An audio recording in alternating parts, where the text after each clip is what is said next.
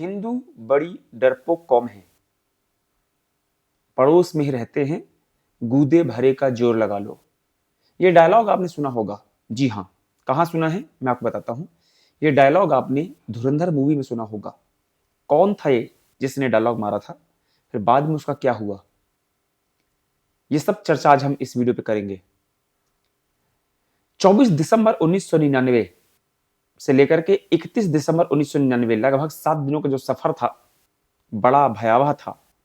ये 7 दिन 7 साल के बराबर थे। ये वही समय है जब क्रिसमस की छुट्टियां होती हैं, न्यू ईयर की छुट्टियां होती हैं, लोग अपनी फैमिली के साथ, परिवारजनों के साथ घूमने जाते हैं।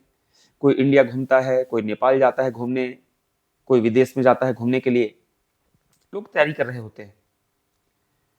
और ये जो 7 दिन हैं, जो कुछ लोग नेपाल गए थे घूमने या फिर कुछ लोग नेपाल से इंडिया आ रहे थे घूमने, इस विमान में बैठ के उनके लिए 7 दिन इतना विभत्स रहा कि वो कभी सपने में भी इस 7 दिन को याद नहीं करना चाहेंगे।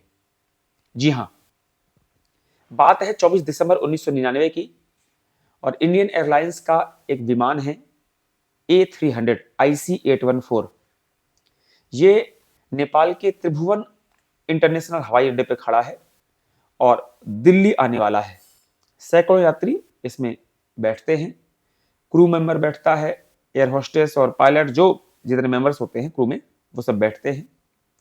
और जैसा कि आपको पता है कि फ्लाइट में जैसे ही आप बैठेंगे, अनाउंसमेंट होता है कि सभी लोग अपना बेल्ट बांध लेंगे और उसके बाद में जो क्रू मेंबर्स होते हैं वो भी सबको इंस्ट्रक्शंस देती हैं कि कहाँ से निकलना है, कहाँ क्या इमरजेंसी, क्या क्या चीज़ होती है, सब समझाते हैं आपको। उसके बाद में वो बैठ जाती हैं और प्लेन स्टार्ट होता है।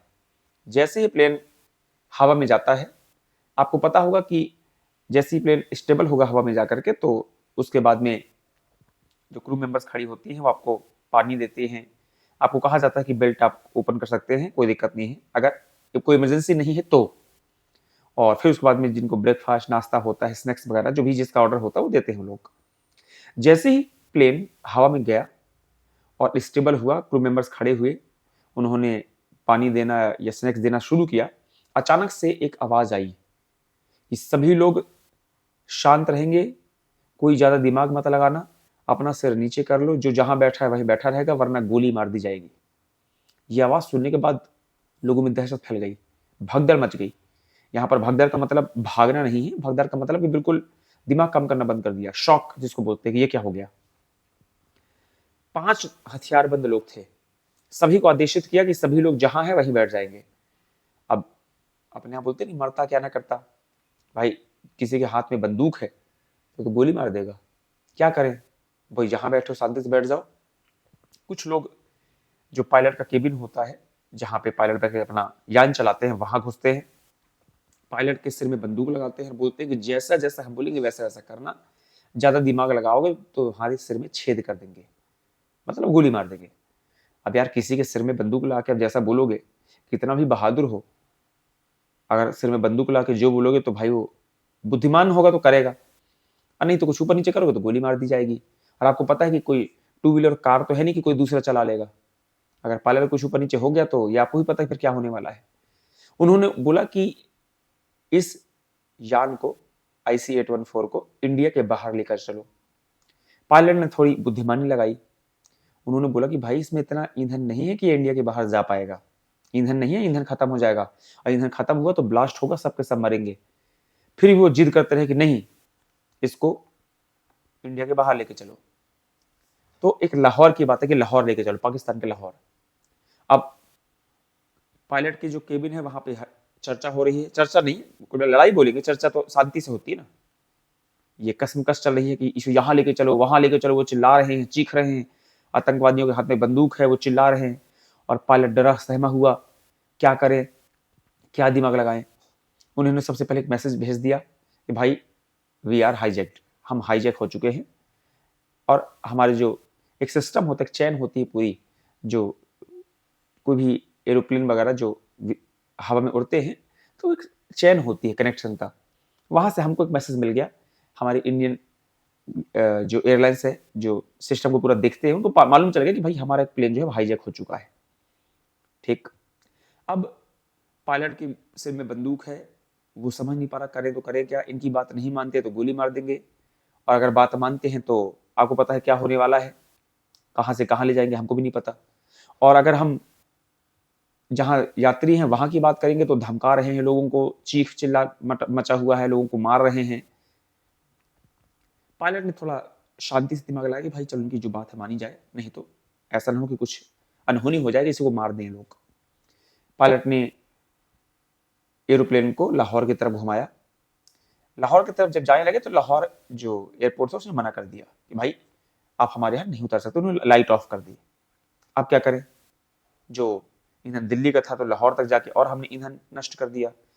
फिर पायलट ने बोला कि भैया अगर इसको आप पास के कहीं एयरपोर्ट में नहीं उतारोगे तो ये पेट्रोल सॉरी माफ कीजिएगा, ईंधन खत्म हो जाएगा, पेट्रोल नहीं, और ब्लास्ट हो जाएगा। उसने हाथ खड़ा कर दिया पायलट ने। तो फिर बात आई कि चलो एक काम करो, इसको अमृतसर उतारो। अमृतसर, इंडिया का अमृतसर, यहां पर उतारा गया। जब अमृतसर में उतारा गया तो आपको बता दें कि पहले से यहां मैसेज था कि भाई अमृतसर में उतर रहा है प्लेन, और बहुत ज्यादा समय तो नहीं था कि 2-4-6 घंटे थे हमको तैयारी करने के लिए, कुछ समय था कि अगर हम चाहते तो कुछ ऐसा प्लान कर लेते या कुछ ऐसा कर जाते कि वो प्लेन के यात्री को बचा लेते या आतंकवादियों को पकड़ लेते। बहुत सारी बातें होती, जैसे प्लेन आपका अमृतसर में उतरा तो उसके बाद में ये हुआ कि भाई आप इसको ईंधन डालिए इसमें, तो थोड़ा सा डिले किया गया कि थोड़ा समय मिल जाए। लेकिन आपको पता है कि आतंकवादी बिल्कुल बौखलाए थे, बार बार चिल्ला रहे थे, चीख रहे थे, गोलियां मार देंगे, इसको मार देंगे, उसको मार देंगे, पायलट को मार देंगे, कुछ ज्यादा दिमाग मत लगाना। क्योंकि जो आतंकवादी थे उनको ये अंदेशा तो था ही कि अगर अमृतसर में उतरे हैं हम तो अमृतसर का जो प्रशासन है, पुलिस है, कमांडोज हैं, हमारी सिक्योरिटी फोर्सेस हैं, या हमारे गुप्तचर विभाग के जो लोग हैं वो अपना कुछ न कुछ तो कृत्य करेंगे ताकि लोगों को बचा लिया जाए। हालांकि समय कम था। अमृतसर में जब विमान उतरा तो हमारे पास कुछ ऑप्शन थे, जैसे कि हम फ्यूल ना दें, थोड़ा डिले करें या ना दें। लेकिन उसमें ये दिक्कत था, रिस्क था कि फ्यूल नहीं दोगे और तो वो लोगों को मार देंगे। भाई लोगों की जान महत्वपूर्ण थी, अगर लोगों की जान महत्वपूर्ण नहीं होती तो फिर तो अलग बात थी कि मार दो, लेकिन लोग हमारे इंडियंस बैठे हुए हैं तो उनकी जान इंपॉर्टेंट है। उसके बाद एक था कि कमांडो को बुलाया जाए, बट कमांडो को बुलाना इतना आसान नहीं था भाई। 10-5-15 मिनट का रास्ता तो नहीं होता नहीं है, कम से कम 3-4 घंटे तो चाहिए ना तैयारी करने के लिए, आने के लिए, प्लान बनाने के लिए, स्ट्रेटजी बनाने के लिए। कोई मशीन तो नहीं कि आपने बटन दबाई चालू हो गया। एक था कि लड़ाई करें तो लड़ाई कैसे करें, बिना स्ट्रेटजी प्लान के कैसे कर लेंगे। अंदर 5 हथियारबंद लोग हैं, सैकड़ों लोग बैठे हैं, अगर गोली चला देंगे और लोग मर गए तो फिर क्या ही मतलब की लड़ाई। भाई आप तो लड़ी इसी कारण से रहे ना ताकि लोगों को बचाया जाए, ठीक है। इसके बाद में ये था कि जो टायर डिसेबल कर दे ताकि विमान उड़ ना पाए। बहुत सारे ऑप्शन थे, बट तत्कालीन उस समय पर कुछ एक्शन नहीं हो पाया, और थोड़ी देर बाद विमान जो है अमृतसर से उड़ गया। हमेशा डिस्कशन होता है कि अमृतसर में हम रोक सकते थे उनको, हम एनएसजी बुला लेते, कमांडो बुला लेते और ये कर लेते, वो कर लेते, लेकिन अब देखिए जो हो गया तो हो गया। अब वो तो जांच का विषय था, सरकार और हमारे जो विभाग हैं वो उन्होंने अपना गहन अध्ययन किया होगा इस पर। जो घटनाक्रम है वो आपको बता रहा हूं मैं। विमान अमृतसर से उड़ गया, उसके बाद वापस लाहौर गया। अब लाहौर की मजबूरी थी कि भाई ईंधन नहीं है, हम रास्ते में उतार देंगे। ये क्लियर हो गया कि पायलट ने बोला भाई ईंधन नहीं है, मेरे को मजबूरी में रास्ते में उतारना पड़ेगा कहीं पे। तो लाहौर जो वहां का जो एयरपोर्ट अथॉरिटी के लोग थे वो भी डर गए। उन्होंने बोला ठीक भाई आओ, उन्होंने लाइट वाइट चालू की और वहां पे इसको विमान को उतारा गया।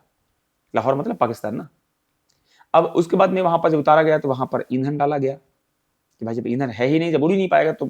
और पाकिस्तान को भी लग रहा था, लाहौर को, कि भैया यहाँ से इनको भेजो जितनी जल्दी उड़ सके, क्योंकि अजब सी कसमकस थी कि ये जो लोग हैं लोगों को लेकर आ गए हैं आतंकवादी और जो भी सिस्टम है। और वैसे आपको पता है पाकिस्तान बदनाम है आतंक के मामले में, तो उनका था भैया इसको जल्दी जहाज जाए उड़ाए, हमारी सिर की बीछी न बने, इसको उड़ा दो। उस बाद जहाज जाए ये जाने और सरकार जाने, इंडिया जाने। उन्होंने ईंधन डाल के बोला तुम जाओ।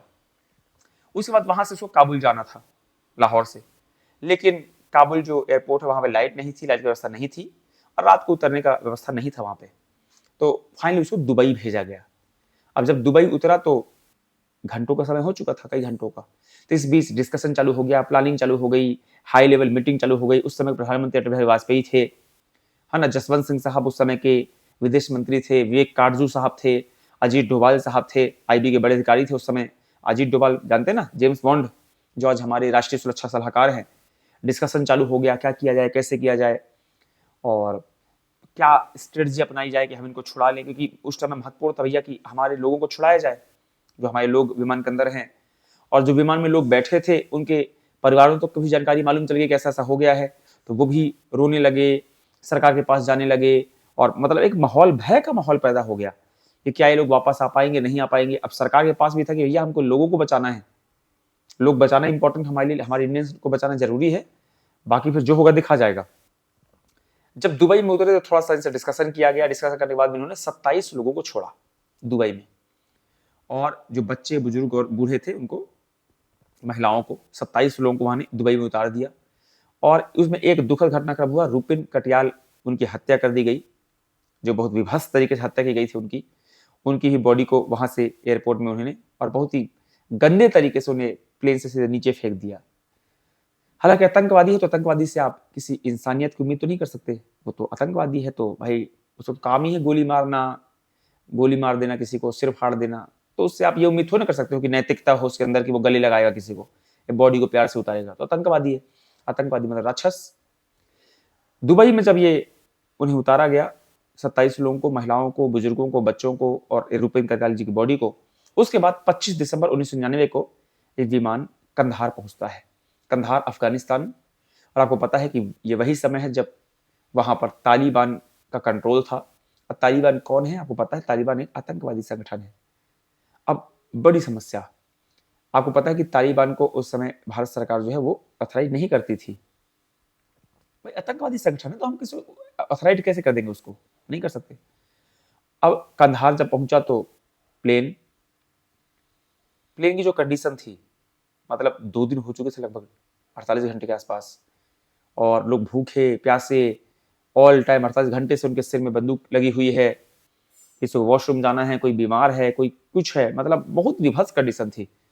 कुछ वीडियोस मैंने इसके देखे थे, उसमें बताया कि जिस तरीके से जो वॉशरूम था वो फुल हो चुका था, स्मेल आ रही थी, खाने को नहीं था, मतलब बहुत सारी चीजें थी, लोग परेशान। और सरकार बाहर से कोशिश कर रही थी कि भाई कैसे भी करके इनको छुड़ाया जाए। अब जब बातचीत चालू हुई तो उसमें 3 एंगल देखने को मिले। पहला कि हाईजैकर जिनसे बात करना है, बात करेगा कौन, इंडियन गवर्नमेंट, इंडियन ऑफिशियल्स। और तीसरा इसमें तालिबान भी था, क्योंकि तालिबान की जमीन पे है, वहां पे तालिबान का शासन है। तो ये था कि तालिबान से बात की जाए कि थोड़ा हेल्प कीजिए, डिस्कशन कराइए हमारा, ये क्या डिमांड है। शुरू में इन्होंने डिमांड की और बहुत ज्यादा पैसे मांगे, बहुत सारे आतंकवादियों की लिस्ट दी कि इनको इनको छोड़ दो।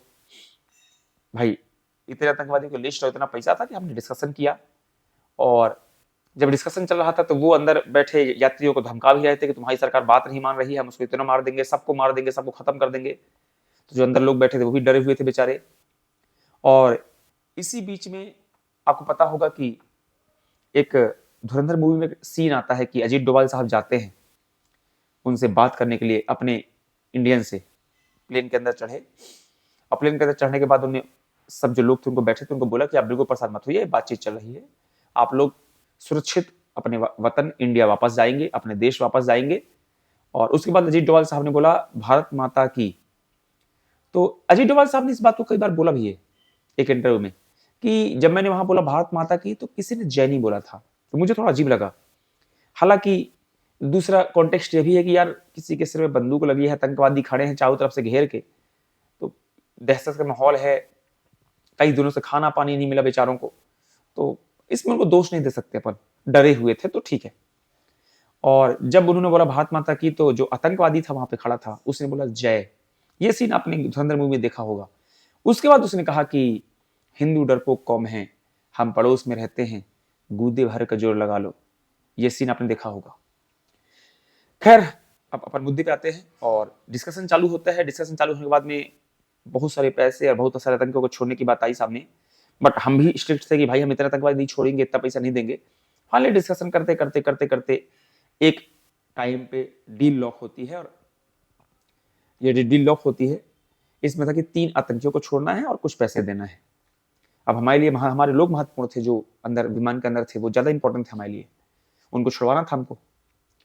और आपको बता दें कि ये जो डिस्कशन था उसमें इंडिया की तरफ से उस समय के विदेश मंत्री जसवंत सिंह साहब थे, अजीत डोभाल जो आज हमारे एनएसए हैं, है ना, वो उस समय के आईबी के वरिष्ठ अधिकारी थे, विवेक काटजू साहब जो विदेश मंत्रालय के वरिष्ठ अधिकारी थे और बाकी भी स्टाफ था। जब ये बात है कि 3 आतंकियों को छोड़ना, तो 3 आतंकी कौन थे? मसूद अजहर बहुत खतरनाक आदमी है। इसी ने बाद में जैश ए मोहम्मद की स्थापना की थी छूटने के बाद, और भारत में बहुत सारे हमले इसने कराए हैं। एक और नाम था अहमद उमर सईद शेख, बहुत खतरनाक आतंकवादी है, और एक मुश्ताक अहमद। ये 3 आतंकवादी ये खतरनाक रहे होंगे, तभी तो इनको छुड़ाया गया। इन तीनों को छोड़ने की बात होती है। तीनों भारत में अलग अलग जेल में बंद थे, उन्हें इकट्ठा किया गया और प्लेन में बैठा करके इन्हें कंधार ले जाया गया। कंधार ले जाने के बाद में वहां पर इन्हें उनको सौंपा गया और देर उसके बाद में 31 दिसंबर 1999 को जो हमारे भारत के लोग थे उन्हें वापस इंडिया लाया गया। तो ये पूरी एक कहानी है। अब इसमें बहुत सारे एंगल निकल के आते हैं कि भारत सरकार को ये करना चाहिए था, वो नहीं करना चाहिए था। बहुत सारे पॉइंट्स होते हैं ना बाद में, हिस्ट्री कोई भी घटनाक्रम अगर होगा तो। अब आप ही जैसे कहीं मान लो कुछ एक भी काम करेंगे तो उसमें आप भी कर सकते हैं, मैं ये करता तो ऐसा होता, वो करता तो ऐसा होता, ये करती तो ऐसा होता। देखिए वो जो घटनाक्रम था उस समय हमारे लिए सबसे इंपॉर्टेंट था हमारे लोगों को बचाना। उस समय सरकार को जो सूझा, जो बेस्ट से बेस्ट सूझा, क्योंकि समय कम था और मेन फोकस हमारा लोगों को बचाना था, तो लोगों को बचाया गया। आतंकवादियों का ऐसा है कि उनको 3 को छोड़ दिया गया, बाद में पकड़ लेंगे, और आतंकवादी पकड़े हमने उसके बाद में। लेकिन वो सिचुएशन ऐसी थी कि जहां पे हम अपने लोगों को रिस्क में नहीं डाल सकते थे। जैसे कई लोगों का मानना है कि अमृतसर वाले मामले में, कि अमृतसर में अगर हम एनएसजी भेज देते, कमांडो चले जाते, है ना, या इजराइल वाला जो ऑपरेशन था वैसा कुछ कर देते, हम अपने लोगों को छुड़वा लेते, तो उस समय नहीं हो पाया होगा। ऐसा तो नहीं कि जानबूझ के हमने नहीं किया, अगर हम कर पा रहे होते तो हम तो कर ही देते ना, लेकिन नहीं कर पाए। उसमें एक और घटनाक्रम या बीच में इफेक्ट आता है कि जो यान गया था आतंकियों को लेकर के, उसमें कुछ एनएसजी के जवान बैठे हुए थे कि अगर मौका मिलेगा तो हम वहां पे हमला कर देंगे और आतंकियों को भी लेके आ जाएंगे और लोगों को भी लेके आ जाएंगे अपने। ये बहुत फैक्चुअल डाटा नहीं है। कई लोग ऐसा बोलते था ऐसा, कई लोग बोलते नहीं, तो कोई बहुत ठोस सबूत नहीं है कि एनएसजी कमांडो अंदर बैठे हुए थे, हम अपनी तैयारी से गए थे। आपको बता दें कि जो सीन था कंधार का, अगर कहीं यूट्यूब में जाकर देखिएगा, कि जो प्लेन हमारा खड़ा था IC-814 और उसके आजू बाजू आतंकवादी खड़े थे, इतने आतंकवादी थे वो, सबके हाथों में बड़े बड़े हथियार, टैंक और पता नहीं क्या क्या था, कि ऐसे में 50-100 जवान वहां पे शायद उतना अच्छा ऑपरेशन नहीं कर पाते, क्योंकि उनके पास मिसाइल है, टैंक और पता नहीं हजारों की संख्या में आतंकवादी हैं। और इस केस में अगर हमारे कमांडो अगर कूदते उनसे लड़ने के लिए, तो हमारे लोग ही तो है ना, हमारा पहला टारगेट लोगों को बचाना था। अगर ये होता कि लोग हमारे नहीं हैं, लोग आ चुके हैं, तो चलो फिर भी 2 मिनट के लिए ऑपरेशन अपन कर सकते हैं कि चलो एनएसजी कमांडो और सामने आतंकवादी हैं, देख लेंगे। बट एनएसजी कमांडो, सामने आतंकवादी, उसके बाद में 100 से ज्यादा यान पे लोग बैठे हुए हैं, रिस्की मामला था। तो अभी हालांकि इसका फैक्चुअल बहुत ऑथेंटिकेशन नहीं मिलता कि लोग थे हमारे एनएसजी कमांडो गए थे कि नहीं थे, बट खैर हमारे लोग वापस आए, आतंकवादी छूट गए, इसका दुख है। ईश्वर चाहेगा और हमारे खुफिया जो एजेंसी है उन पर भरोसा है, पकड़ लेंगे, क्या चिंता कर रहे हो। पैसा बहुत महत्वपूर्ण नहीं था कि पैसा चला गया, इंपॉर्टेंट था कि हमारे लोग वहां से वापस आ गए। इसमें दुखद घटना में भी होता है कि रुपेन कटियाल साहब की बहुत विभत्स तरीके से हत्या कर दी गई। ये पूरा का पूरा जो घटनाक्रम है, जो जैसा कि मैंने वीडियोस में देखा, मैंने कहीं से पढ़ा, क्योंकि मैंने भी तो कहीं से पढ़ा ही होगा ना, जहां जहां से जानकारी जुटाई आपके सामने एक सिंपल वे में आपके सामने मैंने इसको पेश किया। जानकारी अच्छी लगी हो तो चैनल को सब्सक्राइब कीजिएगा, वीडियो को शेयर कीजिएगा दोस्तों के साथ, फ्रेंड्स के साथ, जहां जहां आप शेयर कर सकते हैं। और किसी विशेष टॉपिक पर भी आप वीडियो चाहते हैं तो कमेंट सेक्शन में कमेंट कर दीजिएगा, उसमें प्रॉपर रिसर्च करके और जानकारी जुटा करके मैं उसको वीडियो को फॉर्मेट में आपके सामने पेश करूंगा। Bye bye, take care.